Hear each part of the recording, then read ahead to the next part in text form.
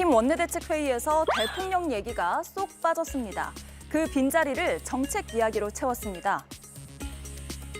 국민의힘은 정부와 함께 추경을 포함해 국민 경제를 살리기 위한 모든 정책 대안을 놓고 검토하고 있습니다. 대통령과의 선긋기가 시작됐다는 해석 속에 이미 당의 분위기는 대선을 향해 달려가고 있다는 내부 증언도 나왔습니다. 겉으로는 금기시되어 있지만 솔직히 말씀드리면 낮에는 조기 대선의 조차도 꺼내지 않고 탄핵 기각을 위해서 뭐 하다가 네. 저녁에들 모이면 거의 대부분 조기 대선 이야기를 합니다. 하지만 분위기가 정반대인 곳도 있습니다. 바로 용산입니다. 대통령이 복귀하면 다들 바빠질 것이라며 탄핵 기각을 전제로 숨모진 회의를 진행하고 있다는 겁니다. 대통령실이 폐업 절차를 밟고 있다는 야당 의원의 의혹 제기에도 대통령실은 허위 사실이라며 적극 반박했습니다. 여권 안에서도 대통령 지키기와 조기 대선 준비가 혼재되는 양상입니다. 예, 여당의 지금 기류가 어떨지 대통령실에서는 또 어떤 분위기가 전해지고 있는지를 한번 따져보겠습니다. 일단 경향신문의 오늘 보도를 보면 대통령실 관계자가 이런 발언을 했다고 해요. 대통령은 금방 돌아오실 것이다.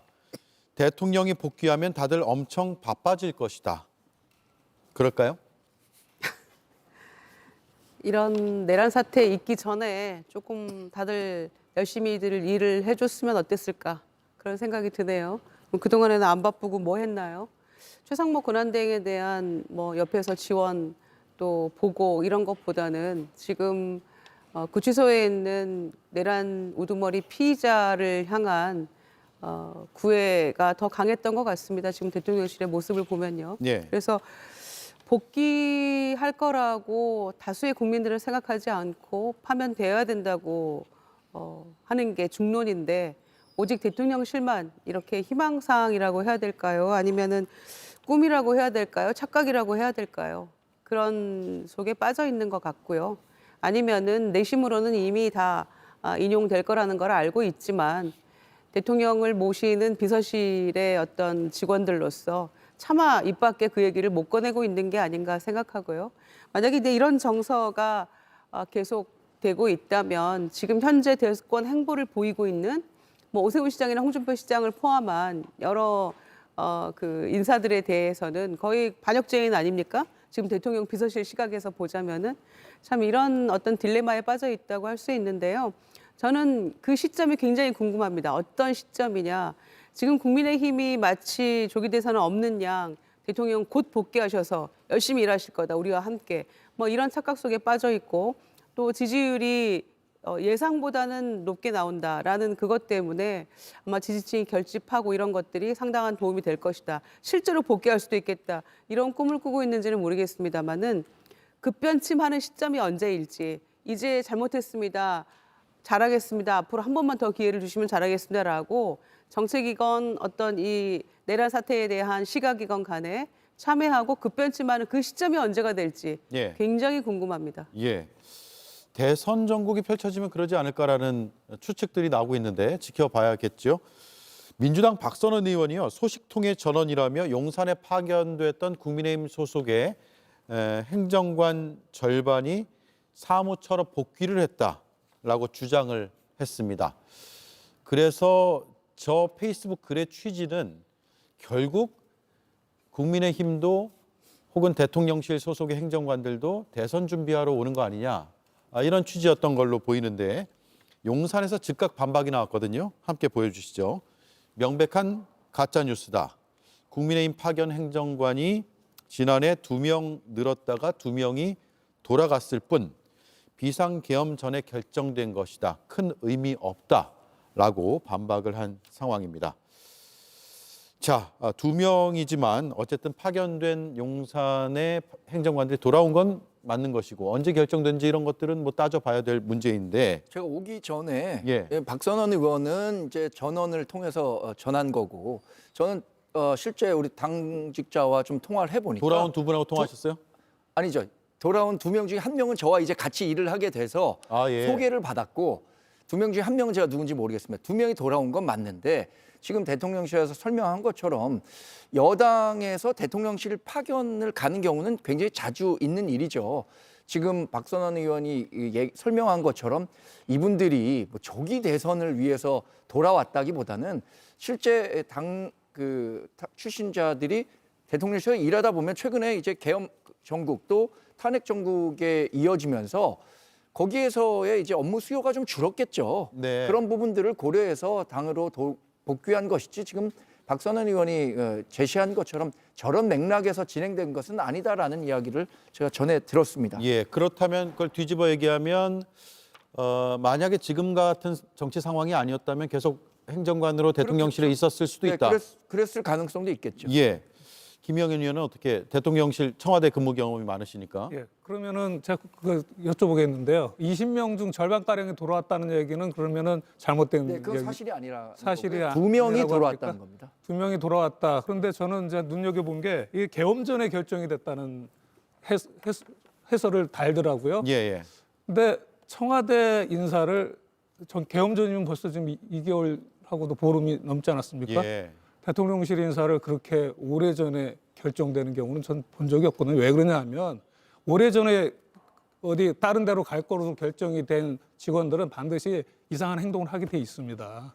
그래서 보통은 보름 전이나 아무리 길어도 한 달 전에나 그게 가는 게 결정이 되지. 예. 이렇게 뭐 2, 3개월 전에 결정되는 경우는 없는 것 같고요.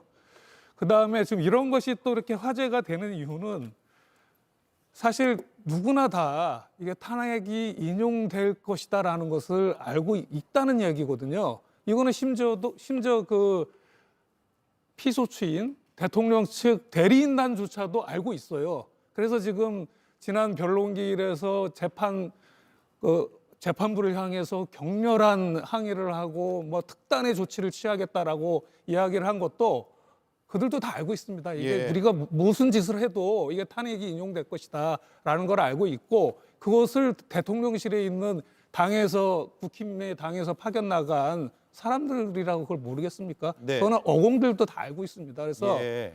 그 대통령실에 파견 나가 있는 당뇨 출신이든 어공이든 그 누구라도 하루 빨리 복귀하고 싶은 마음일 겁니다. 네, 그런 마음으로 우리가 해석할 수 있는데 일단 당사자들은 미리 정해진 대로 왔다라고 지금 얘기를 하고 있는 것 같고요. 대통령실의 설명은 그렇습니다. 자, 김용남 의원님. 네. 예.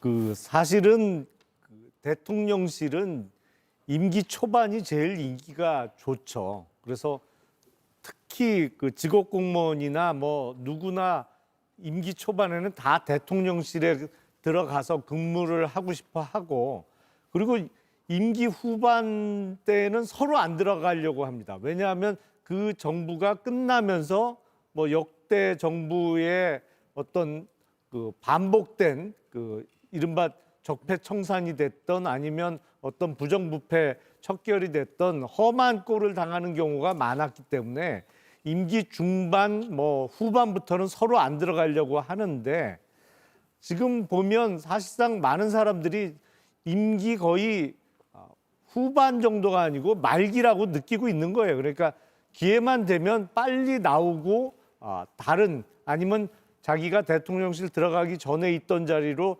되찾아오려고 하는 것이죠. 그런 예. 움직임의 하나 아니겠나. 뭐 그게 여태까지 반복되었던 우리나라 특히 대통령실 근무와 관련된 관련자들의 반복되는 행태니까요. 그런 거라고 저는 생각합니다. 예. 자, 정광재 의원님. 예. 앞서 신지호 전 의원이 낮에는 탄핵 기각을 외치다가 밤에는 조기 대선 얘기를 한다라는데 당에서 실제로 그런가요? 그래서 제 생각이 예. 일반화돼서 뭐 설명드릴 수는 없겠지만 조기 대선과 관련해서 이야기하는 분이 많아진 건 사실이겠죠. 지난번에 뭐 재밌는 표현 뭐 이런 걸 재밌다 그래야 될지 모르겠습니다만 전한길 강사가 돌아가시기도 전에 제사상 차릴 생각한다 이렇게 하면 어떤 자식이다 이렇게 설명을 했는데 예. 일부에서는 또 그렇게 얘기하더라고요. 뭐 장남은 그런 생각 안 해도 되겠지만 또 다른 아들들이나 딸들은 돌아가실지도 모르니까 상조회사에도 가입해야 되고 뭐 장지도 좀 알아봐야 하고 예. 이런 여러 가지 준비를 해야 하는 것 아니냐라는 이야기를 하시는 분도 있어요. 그러니까 정치적 상황이 어떻게 갈지 뭐 예측 불가능한 영역이 있기 때문에 다양한 가능성에 대해서 당에서도 준비를 해야 하는 것은 뭐 당연한 일 아닌가 싶기도 하고요. 예, 당연한 일이다. 예, 차남 삼남은 가능하다. 상조 회사가 인상적이네요. 예. 자, 그리고 지금 굉장히 여론의 비판을 받고 있는 권영세 국민의힘 비대위원장의 어제 발언이 있습니다. 비상계엄은 잘못됐다. 하지만 표결에는 다시 하더라도 나는 해제 표결에는 참여하지 않을 것이다. 라는 발언인데 한번 다시 듣고 나서 질문을 드리죠. 비상계엄 분명히 잘못됐다. 과도한 조치였다 이렇게 생각을 합니다. 상사로 가서 있다가 표결되는 걸 지켜봤는데 그 당시에 그 표결에는 제가 국회 현장에 있었더라도 참여하지 않았을 겁니다.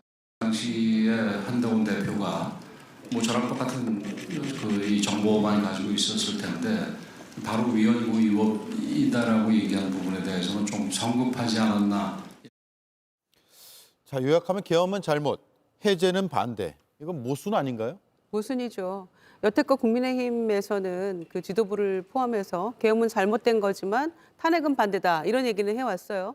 그런데 아주 새로운 그 얘기를 만들어내신 거죠. 그게 진심인지는 모르겠습니다만은 계엄은 잘못된 것인데 해제는 반대다 아닙니까? 근데 이거는 인과관계가 너무나 확실한 단순 명료한 명제인데 계엄 반대면 해제 의결 반드시 해야 되는 거 아닙니까? 예. 그런데 자초지종을 좀 더 알아봤어야 됐다. 한동훈 대표가 당시에 너무 성급했던 거 아닌가 이렇게 얘기를 하고 계시는데 정말 너무 기가 막히게 한가한 소리입니다.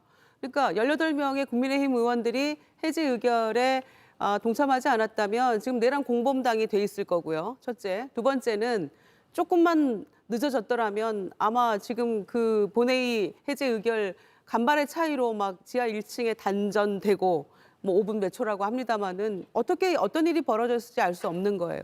더군다나 망설이고 있을 때 추경호 원내대표가 계속해서 붙들었지 않습니까? 예. 국회의장에게 뭐 30분만 늦춰달라고 했던가요? 그런 식으로 계속 지연 작전을 펼쳤기 때문에 어떻게 됐을지 알 수 없는 거예요. 그러면은 노상호시 수첩에 있는 500명 끌고 가서 폭살시켜 이런 얘기들이 현실로 실행이 됐을지 누가 알겠습니까? 그런데 집권 여당에 같이 어떤 책임을 져야 될 권영세 비대위원장이 이런 한가한 얘기를 하면서 마치 당연한 이야기처럼 해제는 그때 가서도 반대했을 거고 표결에 참여하지 않았을 거다. 너무 실망스럽습니다. 이분이 통일부 장관 할 때 임명되고 나서 하신 이야기에 저는 그래도 굉장히 합리적인 분이 이 정권에도 있구나라고 생각했던 지점이 있었어요. 대북 정책, 이 통일 문제는 이어달리기다.